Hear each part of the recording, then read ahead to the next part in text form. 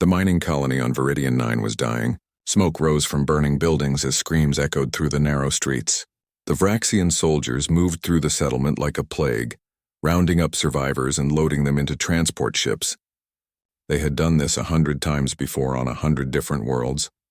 Commander Thulvor stood at the edge of the main square, his forearms crossed over his armored chest. His species had conquered 70 star systems in the past decade. Humans were just another weak race to be enslaved. But today was different. Today they were hunting someone special. "Commander, we've secured the eastern sector," one of his officers reported. No sign of the target yet. Thulvor's mandibles clicked in irritation. The Reaper. That's what they called him. A human who had become a ghost story among the Vraxian ranks. 3 slave colonies liberated. 17 supply ships destroyed. Over 2,000 Vraxian soldiers killed. All by one man. The Empire wanted him alive. They wanted to make an example of him. They wanted to show every species in the galaxy what happened to those who resisted. An explosion rocked the northern wall. Thulvor's head snapped toward the sound. Then another explosion. And another. His soldiers were screaming over the communication channels. "Contact! Northern District! He's here!" Thulvor grabbed his plasma rifle and ran. His battalion of elite soldiers followed. They rounded a corner and saw the carnage. 5 Vraxian warriors lay dead in the street. Their armor had been pierced by precise shots. Blood pooled on the cracked pavement. "Spread out. Use the scanning equipment," Thulvor ordered. The soldiers deployed in formation, their weapons raised. The thermal scanners showed nothing. The motion detectors were useless. Whoever this human was, he knew how to hide. A shot rang out. One of Thulvor's men dropped. A hole burned through his helmet. Another shot. Another dead soldier. The Reaper was picking them off one by one. There, second-floor window. 20 weapons opened fire at once. The building exploded in a shower of debris and flame, but when the dust settled, there was no body. "He's moving. East side." The battalion chased the ghost through the ruins. Every few minutes, another soldier would fall. The human was leading them somewhere. Thulvor realized it too late. They had been herded into the old market square. Buildings surrounded them on all sides. Perfect ambush territory. Fall back. It's a trap. The mines detonated simultaneously. The ground erupted in fire and shrapnel. Thulvor was thrown against a wall. His ears rang. His vision blurred. When he looked up, half his battalion was dead or dying. A figure emerged from the smoke. He was human, but he moved like a predator. He wore dark tactical gear covered in dust and blood. A rifle hung from his shoulder. 2 pistols were holstered at his sides. His face was hard, weathered by years of violence. Scars crossed his left cheek and forehead. This was Kang Deho, the Reaper. He moved through the surviving soldiers with brutal efficiency. Each movement was precise. Each shot found its target. The Vraxians tried to fight back, but they were disorganized and wounded. Deho was a storm of controlled violence. Thulvor raised his plasma rifle, but Deho was faster. A bullet shattered the weapon.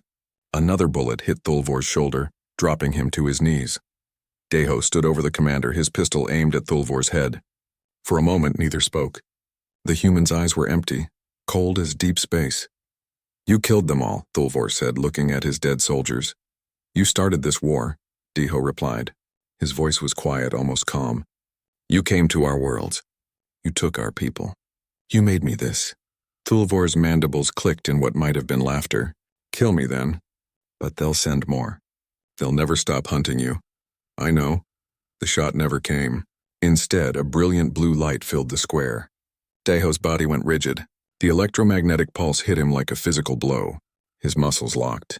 His weapons fell from his hands. He collapsed to the ground, unable to move. From the rooftops, 50 more Vraxian soldiers appeared. They had been waiting, watching. This had been their trap, not Deho's. A massive Vraxian warrior descended from a hovering transport. His armor was decorated with medals and honors. This was no common soldier. This was someone important. "Finally," the warrior said. "The Great Reaper, brought down like any other animal." Deho tried to move, but his body wouldn't respond. The electromagnetic pulse had overloaded his nervous system. He could only watch as heavy restraints were clamped around his wrists and ankles. A collar was locked around his neck. "Take him to the flagship," the warrior commanded. "Fleet Admiral Corval will want to see this prize personally." They hauled Deho to his feet. Even paralyzed, even captured, he didn't look afraid. His eyes scanned every soldier, memorizing faces and positions. His mind was already working, already planning. Thulvor stood, clutching his wounded shoulder. He looked at the human with something like respect. "You killed 43 of my soldiers today. The Empire will make you suffer for that." Deho's expression didn't change. He said nothing as they dragged him toward the transport ship. As they lifted off, Deho looked down at Viridian 9. The colony was still burning. The surviving humans were being loaded into slave ships. He had tried to save them. He had failed. The transport ship docked with the massive Vraxian flagship in orbit. Deho was brought through corridors filled with alien soldiers. They all stopped to stare at him. Some looked curious. Others looked afraid. They had all heard the stories. They threw him into a maximum security cell. The walls were thick metal. The door was triple locked. Guards stood outside with weapons ready. They weren't taking any chances. Deho sat in the corner of his cell. His body was slowly recovering from the electromagnetic pulse. Feeling returned to his fingers and toes. He could move his head now. A young Vraxian guard watched him through the door's viewing port. The alien's eyes were wide with fear. Deho stared back. He didn't blink. He didn't look away. He just watched, studying, remembering. The guard eventually turned away, unsettled by the human's unwavering gaze. Deho allowed himself a small smile. They thought they had won. They thought they had captured a man. They had no idea what they had really caught. They had no idea what was coming. He closed his eyes and thought of his wife, Ji-young. He thought of his daughter, Mirai, both dead for 15 years. Both killed in the first Vraxian raids on the human colonies. He had been a soldier before they died. A good soldier, but after losing them, he had become something else. He had become a weapon. He had become the thing that hunted monsters in the dark. The Vraxians called him the Reaper. They were right to fear that name, but they had made a mistake bringing him to their slave processing station. They had made a mistake putting him near their prisoners. Deho opened his eyes. His expression was calm, but behind that calm was a promise of violence, a promise of blood and freedom. They thought they had taken a man, but they had shackled a legend, and legends don't stay caged for long. The transport took 3 days to reach Krell 7. Deho spent that time in his cell recovering and observing. He counted guard rotations. He listened to conversations in the corridors. He learned which soldiers were veterans and which were new recruits. Information was a weapon, and he collected every piece he could find. The young guard, Rektar, kept watching him. The alien seemed fascinated and terrified at the same time. On the second day, he finally spoke. "Is it true you killed 100 soldiers on Helion Station?" Rektar asked in broken human language. Deho looked at him. 247. Rektar's mandibles trembled. "Why do you fight? You cannot win. The Empire controls everything." "Because someone has to," Deho said simply. The guard had no response to that. He turned away, confusion clear on his alien face. When they arrived at Krell 7, Deho got his first look at the massive station through a viewport. It was enormous, a city in space built around a dead planet. Hundreds of ships docked at its ports. Thousands of lights glowed across its surface. This was where the Vraxian Empire processed their slaves. This was where they broke spirits and destroyed hope. They brought Deho through the docking bay in full restraints. Dozens of Vraxian guards surrounded him with weapons drawn. They weren't taking any chances. Other prisoners watched from behind force fields as the famous Reaper was paraded past. The processing center was a nightmare. Beings from dozens of different species were crammed into holding pens. They looked starved, beaten, hopeless. Some were children. Deho's jaw tightened, but he showed no other emotion. A Vraxian in ornate armor stepped forward. This was Vice Commander Zulmak, the station's warden. He looked at Deho with cruel satisfaction. "The mighty Reaper," Zulmak said. "You don't look so dangerous now." Deho said nothing. Zulmak struck him across the face. "You will learn respect, human, or you will learn pain." They implanted the pain compliance chip next. Deho was strapped to a medical table while Vraxian technicians cut into the back of his neck. He felt the device slide into place against his spine. When they activated it to test, agony shot through his entire body. Every nerve screamed. He gritted his teeth but didn't cry out. "Good," Zulmak said. "Now you're just another slave." They threw him into cell block Omega, the highest security section. The cell was tiny, barely large enough to lie down. The walls were solid metal. A small slot in the door allowed food trays to be pushed through. But Daeho wasn't alone in the block. Through the ventilation system, he could hear other prisoners. He knocked on the wall in a pattern. 3 short, 3 long, 3 short, basic Morse code. After a moment, someone knocked back. Over the next few days, Daeho established contact with other prisoners in Omega Block. He learned there were 47 humans on Krell 7, scattered across different cell blocks. He learned the guard schedules.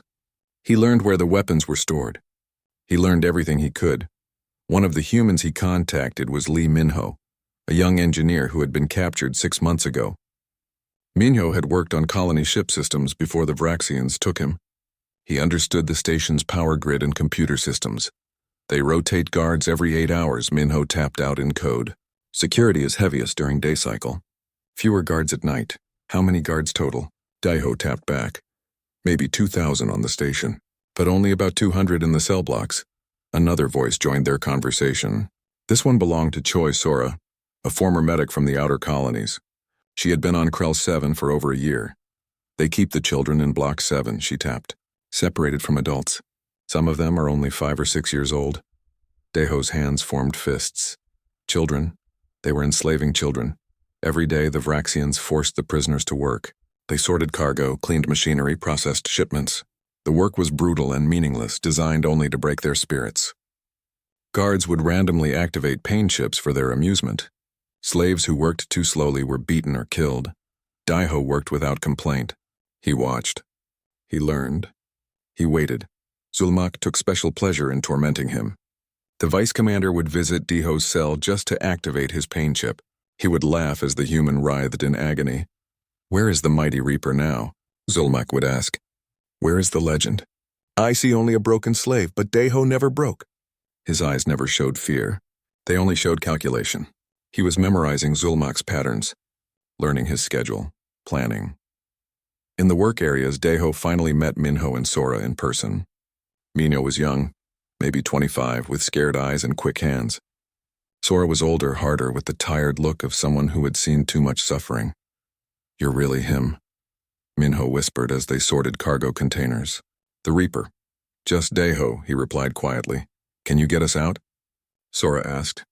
Her voice was desperate. Can you save us? Before Daeho could answer, a guard struck Sora with an electrified baton. She fell, gasping. The guard laughed and moved on. Daeho helped her up. Yes, he said quietly. I can, but I need your help. He also met Bak Taewan, a massive man who had been a miner before his capture. Taewan was built like a mountain, with hands the size of dinner plates. The Vraxians used him for heavy labor. His back was covered in scars from beatings. I heard you were here, Taewan said when they were assigned to the same work crew. I thought it was just another rumor. It's not, Daeho said. Good. Taewan's voice was grim. Because I'm tired of dying slowly. If we're going to die anyway, let's die fighting. Daeho began organizing them. Using their tap code system, he passed instructions to prisoners across multiple cell blocks. Minho would handle the technical aspects. Sora would coordinate medical support. Taewan would lead the physical assault teams. Daeho would handle security and tactics, but they needed a trigger. They needed something to give them the element of surprise. That trigger came 2 weeks after Daeho's arrival. A young boy was brought to their work area. He couldn't have been more than 12 years old. His name was Kim Junho. He had been captured with his family, but the Vraxians had killed his parents. Now he was alone, terrified and trying not to cry. Junho was assigned to carry ration trays. His hands shook as he worked. When he accidentally spilled a tray near a group of guards, they turned on him like wolves. The beating was savage. The guards took turns hitting the child with their batons. Junho screamed. He begged them to stop. They laughed. Something broke in the other prisoners. Daeho saw it in their faces. They had endured their own suffering, but watching a child being beaten to death was too much. Taewan moved first. The big man grabbed a guard from behind and snapped his neck before anyone could react. Chaos erupted. Other prisoners attacked guards with their bare hands. Alarms began blaring. Daeho moved through the chaos like a ghost. He killed 2 guards and took their weapons. He threw one to Taewan. The pain chip in his neck activated, sending waves of agony through his body, but he pushed through it. More guards poured into the work area. Deho shot 3 of them before diving behind cover. Prisoners were dying all around him. This wasn't the plan. This was too early. But it was happening anyway. He saw Junho lying on the ground, barely breathing. Sora was crawling toward the boy, trying to reach him despite the gunfire. Deho made his decision. They were committed now. There was no going back. He activated his stolen communication device. "Minho, we need those doors open now." "But we're not ready." Minho's voice came back, panicked. "We're out of time." "Do it." The cell block doors began opening. Hundreds of prisoners emerged, confused and afraid. Some ran. Others grabbed whatever they could use as weapons. The uprising had begun. Deho stood in the center of the chaos, blood on his hands, his stolen rifle smoking. Around him, prisoners fought and died. Guards screamed and called for reinforcements. Through it all, Deho's eyes were calm, cold, calculating. The Vraxians thought they had broken him. They thought he was just another slave. They were about to learn how wrong they were. The first minutes of the uprising were pure chaos. Prisoners poured from open cells, some fighting, some fleeing, many dying. Deho moved through the confusion with deadly purpose. He shot 2 more guards and grabbed their weapons, distributing them to prisoners who looked like they could fight. Tae-1, take 12 fighters and secure the armory, Deho shouted over the noise. Minho, get to a computer terminal and lock down the sections we control. The big miner nodded and gathered a group of the stronger prisoners. They charged toward the weapons storage area using stolen riot shields to deflect enemy fire. Sora had reached Junho. The boy was badly hurt but alive. She pressed her hands against his wounds, trying to stop the bleeding. I need to get him to medical, she called out. Not yet, Deho said. He knew it sounded cold, but tactical thinking had to come first. We need to secure this section. Can you stabilize him here? Sora's face was angry, but she nodded. She had been a combat medic. She understood triage. I'll do what I can. Deho turned to a group of freed prisoners huddled nearby. They looked terrified, unsure what to do. Listen to me. We're taking this station. You want to survive? You want to be free? Then fight. Grab anything you can use as a weapon and fight. Some of them responded, their fear turning to desperate courage. Others just ran, looking for places to hide. Deho couldn't blame them. Not everyone was a fighter. The Vraxian response was swift and brutal. Combat drones deployed from ceiling hatches, their weapons blazing. Prisoners fell in sprays of blood. The drones were programmed for efficiency, targeting anyone without a Vraxian identification signal. Minho, can you hack those drones? Deho asked, taking cover behind an overturned table. Maybe. I need to access the security network. Minho was crouched at a wall terminal, his fingers flying across the alien interface. Sweat poured down his face. This system is way more complex than colony ship computers. Figure it out fast or we're dead. A drone targeted Minho's position. Deho shot it from the side, his bullets piercing its armor plating. The machine crashed to the ground, sparking. Across the cell block, Tae-1 and his team had reached the armory. The big man used his massive strength to tear the reinforced door from its hinges. Inside were racks of plasma rifles, shock batons, grenades, and armor. We're in. Tae-1's voice boomed over the stolen communication devices. Get people here to arm up. Deho coordinated the movement of prisoners to the armory.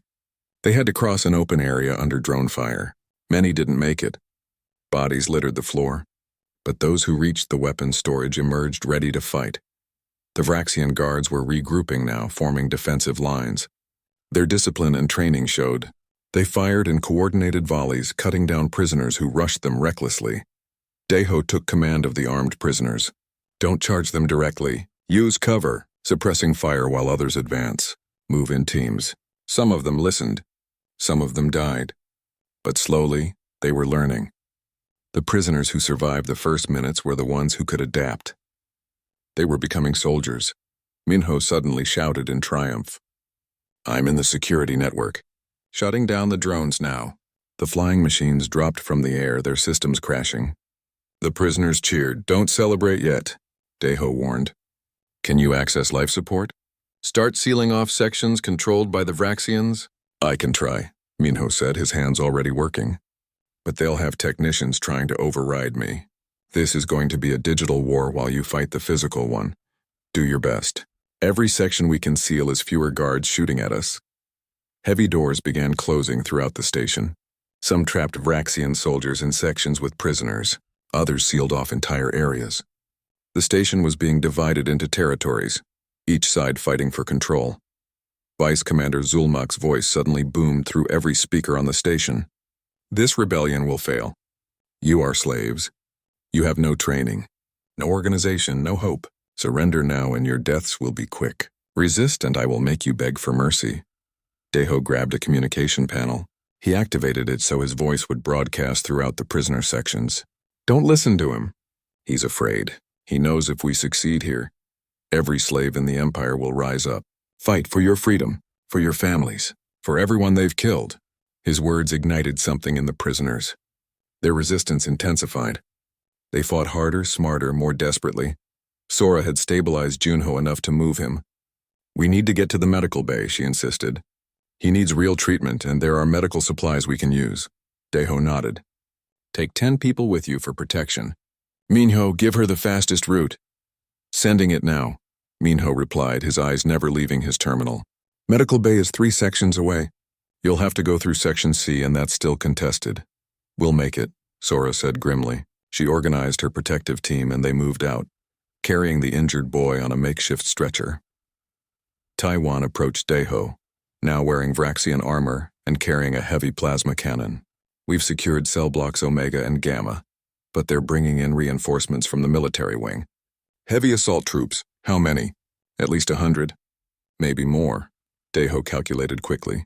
They had maybe 60 armed prisoners who could actually fight, plus another 100 who could support them. They were outnumbered and outgunned. Their only advantage was desperation. We need to reach the children, Deho decided. Block 7. If we can evacuate the kids to a secure location, we protect them and gain a moral victory. That's going to be heavily guarded, Taewon warned. I know. Get everyone armed and organized. We move in 5 minutes. Those 5 minutes passed like seconds. Deho distributed weapons and gave quick tactical instructions. Many of these people had never held a gun before. He showed them the basics: aim, breathe, squeeze. It wasn't much, but it was all they had time for. The assault on Block 7 was brutal. The Vraxians had indeed reinforced it, knowing the prisoners would try to save the children. The fighting was corridor by corridor, room by room. Every meter was paid for in blood. Deho led from the front, his rifle singing its deadly song. Behind him, the prisoners fought with everything they had. Taewon was a force of nature, his plasma cannon tearing through walls and enemies alike. They reached the children's holding area. The door was magnetically sealed and reinforced. Taewon planted explosives while others provided covering fire. The blast blew the door inward. Inside were over 200 children from a dozen different species, human, Deltharian, Crix, and others. They huddled together, terrified by the explosions and gunfire outside. A human woman in prisoner clothing stood in front of them, trying to protect them with her body. She held a metal pipe as a weapon. When she saw Deho, her eyes widened. "You're the Reaper," she whispered. "I'm here to get you out," Deho said. "Can you help organize these kids? We need to move them fast." The woman nodded. "I'm Park Yoonji. I've been watching them since we got here. They're scared, but they'll listen." "Good. Get them ready to move." But before they could evacuate, alarms blared with a new intensity. Minho's voice came through the communication device, urgent and afraid. "Deho! Big problem!" Vice Commander Zulmak just activated the station's internal defense systems. He's releasing battle mechs. Military-grade combat robots. How many? 20, maybe more. And they're headed your way. The ground shook as the first mech rounded the corner. It stood 4 meters tall, armed with rotary cannons and missile pods. Its armored hull could withstand heavy weapons fire. The prisoners started shooting at it. Their bullets pinged off its armor harmlessly. The mech returned fire, its cannons tearing through walls and bodies. "Fall back," Deho ordered. "Taewon, can that plasma cannon hurt it?" "I'll find out." The big man braced himself and fired. The plasma bolt hit the mech's leg joint, melting through the armor. The machine stumbled but kept coming. "We need to get these kids out of here now," Sora shouted. She had returned from medical with Junho, who was bandaged but conscious. Deho made a decision. "Yoonji, take the children through the maintenance tunnels. Minho, guide them remotely. The rest of us will hold here and buy them time." "You'll die," Yoonji said. "Maybe, but they'll live. Now go." As the children fled through the emergency exits, Deho and his fighters prepared to make their stand. More mechs were coming. The Vraxians were throwing everything they had at this section. Taewon stood beside Deho, his plasma cannon charged and ready. This is it then. The last stand of the Reaper. Deho allowed himself a small smile. Not yet. We're not dead until we're dead. The mechs advanced. The prisoners opened fire. The battle for Krell 7 had reached its climax. And somewhere deep in the station, Vice Commander Zulmak watched on security screens, his mandibles clicking in rage. The human slave had become something more. The prey had become the hunter. The legend of the Reaper was growing, written in fire and blood across the walls of Krell 7. The battle mechs advanced like mechanical death, their heavy footsteps shaking the corridors. Daiho's fighters spread out, using every piece of cover they could find. They had minutes at best before being overwhelmed. Target the joints, Deho shouted. Knees, shoulders, neck connections. Concentrate fire. The prisoners focused their weapons. Taewon's plasma cannon was their heaviest weapon, but even it took multiple shots to bring down a single mech. Meanwhile, the machine's rotary cannons chewed through their defensive positions, turning metal walls into Swiss cheese.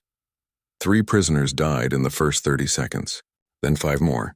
The mechs were too strong, too well armored. We can't hold here. Taewon bellowed over the noise. Deho grabbed a grenade from a fallen Vraxian soldier. Then we don't hold. We attack! He ran forward, using debris for cover, and threw the grenade directly into a mech's exposed ammunition feed. The explosion was massive, destroying the machine and creating a barrier of burning wreckage. Use their own bodies for cover, Deho ordered.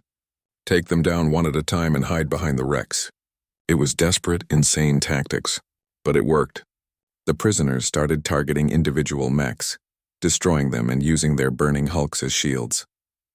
The corridor became a graveyard of twisted metal and fire. Minho's voice came through on the communication devices. The children are clear. They're in a sealed section 3 levels down. Good. Deho shot the knee joint of another mech, sending it crashing to the ground.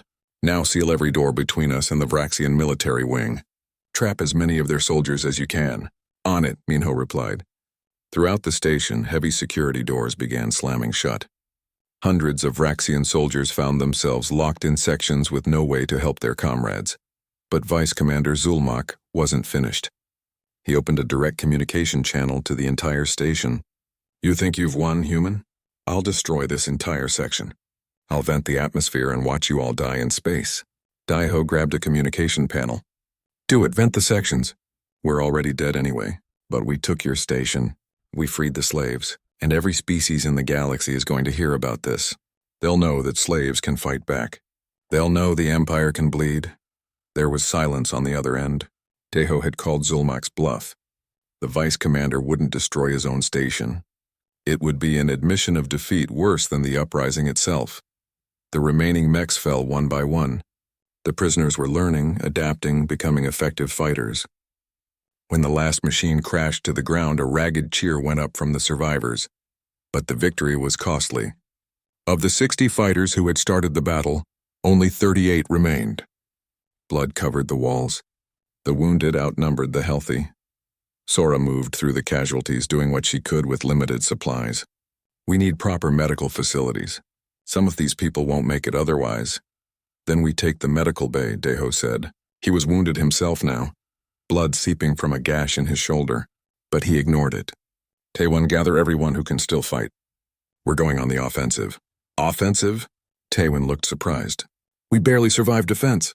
Exactly. They'll expect us to hide and recover. We attack now while they're still regrouping. It was madness. It was also brilliant. The Vraxians would be off balance, trying to reorganize their forces. A quick strike could take critical systems before they recovered. Minho guided them through sealed corridors, using his control of the security network to open paths. They moved fast, hitting isolated groups of Vraxian soldiers before they could call for help. Each victory added more weapons to their arsenal. The medical bay was lightly defended. Most of the guards had been pulled away to defend more critical areas. Deho's team took it in under 10 minutes. Inside, they found medical supplies, surgical equipment, and a dozen Vraxian medics who surrendered immediately. Sora took charge, organizing the treatment of wounded prisoners. She even forced the Vraxian medics to help, threatening them with their own weapons. While Sora worked, Deho received a message from Minho. I'm at the main computer core.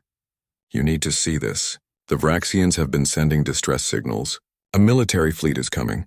They'll be here in less than 3 hours. 3 hours. They had 3 hours to take control of the entire station or die trying. Deho gathered his fighters.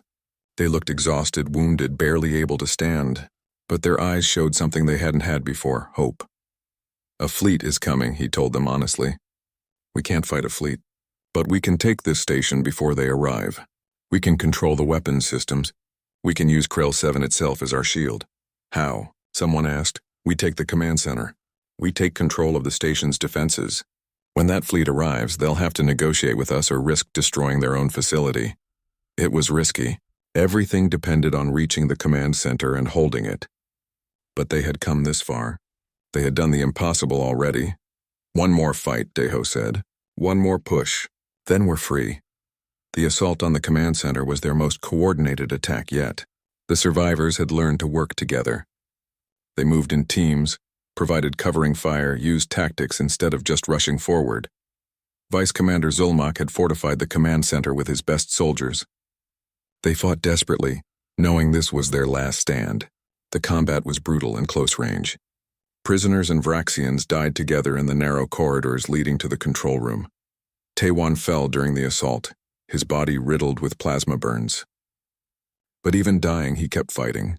He used his last strength to tear open a reinforced door, allowing others through. His final words were simple. Save them. Save them all. The big man's sacrifice broke the Vraxian defense. Prisoners poured through the opening, overwhelming the guards through sheer numbers and desperate fury. Deho fought his way to the command center's main door. Behind it was Zulmak and his elite guard. This was it. The final confrontation. He planted explosives on the door and stepped back. The blast blew it inward, smoke and fire filling the room beyond. Deho charged through before the smoke cleared. Zulmak was waiting. The vice commander had discarded his ranged weapons and held a massive combat blade. His armor was ceremonial, decorated with the honors of countless victories. So the slave wants to face me personally, Zulmak hissed. Good. I've wanted to kill you with my own hands. They circled each other. Deho was wounded, exhausted, running on adrenaline and willpower alone. Zulmak was fresh and armed with superior reach. The vice commander struck first, his blade whistling through the air. Deho barely dodged, the weapon passing centimeters from his throat. He countered with his combat knife, scoring a shallow cut on Zulmak's arm. They fought in the center of the command center while their soldiers battled around them. It was a fight from ancient times, leader versus leader, winner takes all. Zulmak's blade found Deho's leg, cutting deep. The human stumbled. The vice commander pressed his advantage, striking repeatedly. Deho blocked and dodged, but more wounds appeared on his body. You're just a man, Zulmak screamed, driving him back. Just a weak, dying human. Deho's foot hit a body. He fell backward, his knife skittering away. Zulmak stood over him, blade raised for the killing blow. No, Deho said quietly. His hand found a fallen plasma pistol. I'm what you made me. He fired point blank into Zulmak's chest. The vice commander's armor cracked. He staggered backward, mandibles clicking in shock. Deho fired again, and again, and again, until the alien collapsed, his body smoking. The command center fell silent. The remaining Vraxian guards threw down their weapons. It was over. Deho dragged himself to the command console. His hand shook as he accessed the station-wide communication system. This is Kang Deho. This station is now under prisoner control. All Vraxian soldiers are ordered to surrender immediately. Resistance will be met with force. Throughout Krell 7, the remaining guards complied. They had seen what these desperate slaves could do. They had no desire to die for an already lost station. Minho quickly locked down all weapon systems and defense grids. They controlled Krell 7 completely. Sora found Deho slumped against the command console, bleeding from a dozen wounds. You crazy fool. You actually did it. We did it, he corrected. All of us. The next 3 hours were a blur. They organized the freed prisoners. They treated the wounded. They mourned the dead, including Taewon, whose body they carried with honor. When the Vraxian military fleet arrived, they found themselves facing their own station's weapons. Deho opened a communication channel to the fleet commander. You have 2 choices, he said.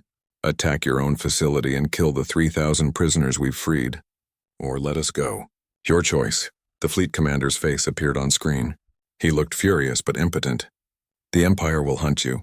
They will never stop, let them try, Deho replied. We've already died once in your slave pits. We're not afraid of dying free. After hours of tense standoff, the fleet withdrew.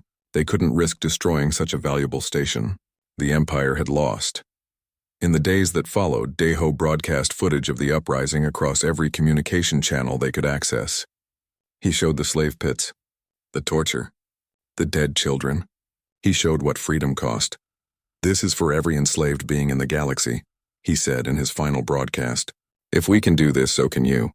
Rise up. 6 months after the liberation of Krell 7, the galaxy was burning. The Vraxian Empire had underestimated the power of hope. Deho's broadcast had reached countless enslaved populations. Within weeks, uprisings erupted on 17 different worlds. The Empire's iron grip was cracking, and they blamed one man for everything. Kang Deho, the Reaper, had become the most wanted being in the known galaxy.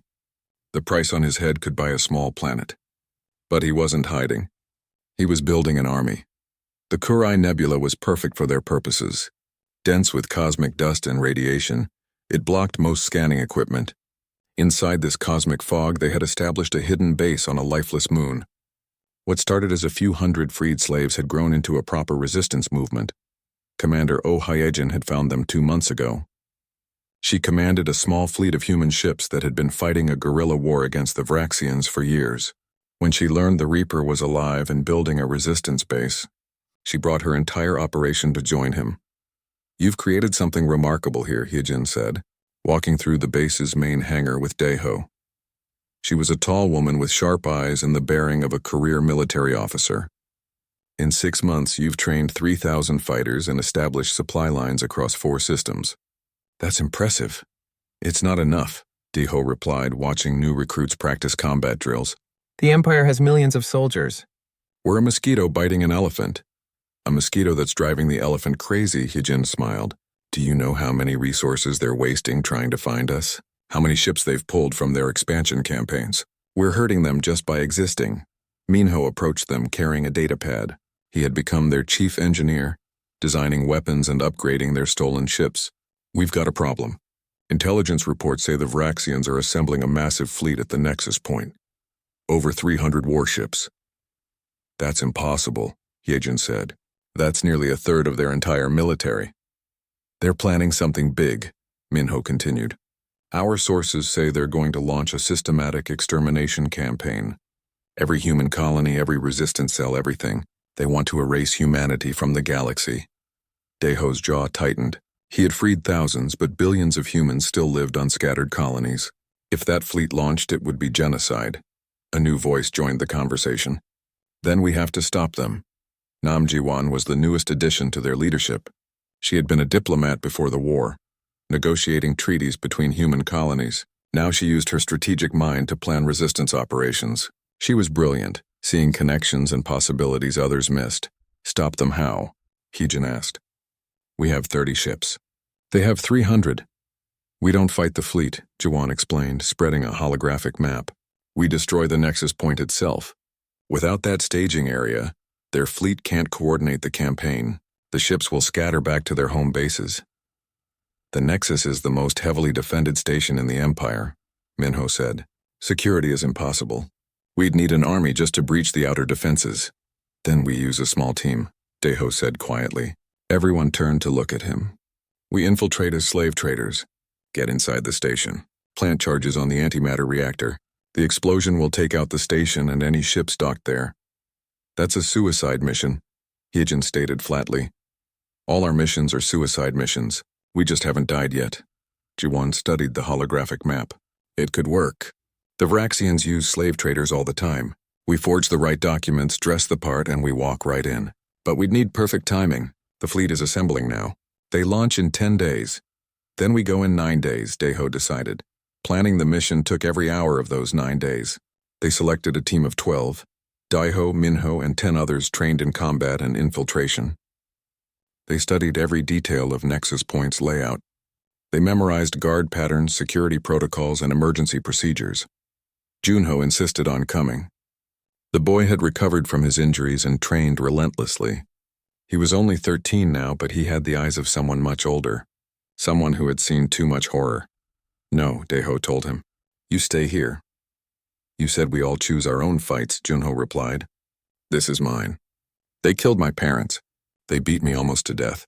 I'm not sitting in a base while you fight. Daeho saw the determination in the boy's eyes. He saw himself 15 years ago when he had lost everything. If you come, you follow orders. No heroics, no risks. Understand? Junho nodded. Sora also joined the team. You'll need a medic, she said simply. And I owe it to everyone who died on Krell 7 to see this through.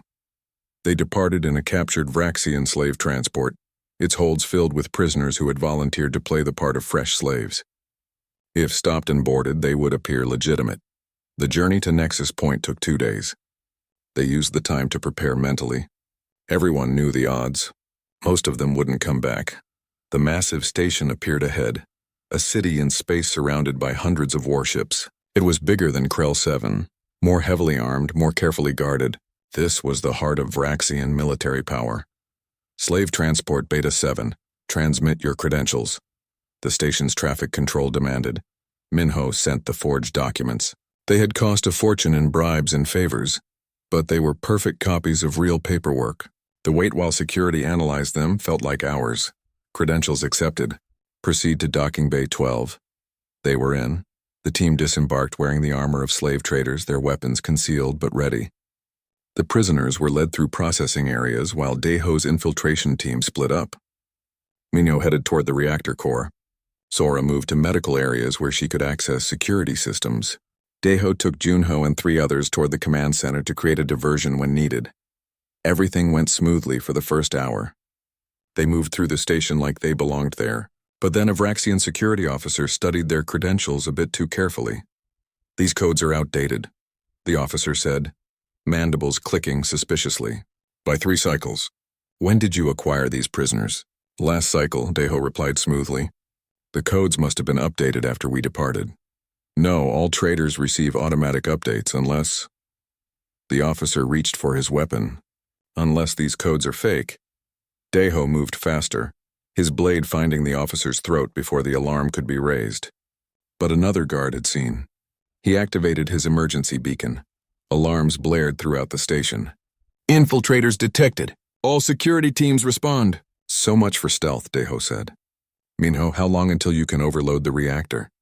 20 minutes. Maybe 30. I'm not even there yet. Minho's voice came through their communication devices, panicked. We'll buy you the time. Move! The team fought their way toward the reactor level. Vraxian soldiers poured from every corridor. The station was on full alert now. Combat drones deployed. Blast doors sealed. They were trapped deep in enemy territory. Junho fought beside Daeho, the boy's training evident in every movement. He was small and fast, using his size to slip through defenses and strike from unexpected angles. They reached the reactor level but found it heavily fortified. 50 soldiers guarded the entrance. Energy shields blocked the corridors. We'll never break through that, one of the team members said. Then we go around, Daeho replied. He pulled up the station schematics on a stolen data pad. There's a maintenance shaft. It bypasses the main defenses. The shaft was narrow, barely wide enough for a person. They crawled through in single file while explosions echoed from the corridors behind them. The Vraxians were searching everywhere. Minho reached the reactor core first. The massive antimatter chamber hummed with barely contained energy. Getting it to overload would require manually disabling safety systems and reversing the magnetic containment field. This is going to take time, Minho said, opening access panels and working on the alien technology. Time we don't have, Daeho replied. He could hear soldiers approaching. Everyone else defensive positions. We hold here no matter what. The fighting was brutal. The team formed a defensive circle around Minho while he worked. Soldiers came in waves. Energy weapons lit up the reactor chamber like a deadly light show.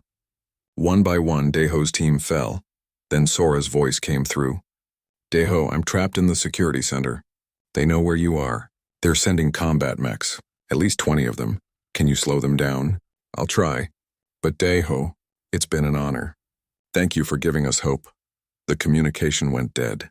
Daeho knew she had chosen to stay at her post, buying them precious minutes with her life. The mechs arrived, their heavy weapons turning the reactor chamber into hell. The remaining team members died holding the line. Soon only Daeho and Junho remained. Minho, how much longer? Daeho asked, firing his last grenades at an advancing mech. 2 minutes. The safety lockouts are complex. We don't have 2 minutes. A mech's cannon shot hit Junho, throwing the boy against a wall. He slid down, blood spreading across his chest. Daeho ran to him, dragging him behind cover. I'm sorry, Daeho said, pressing his hands against the wound. I shouldn't have let you come. Junho smiled weakly. I chose this. I'm not sorry. I got to fight back. I got to matter. You always mattered. Done, Minho shouted.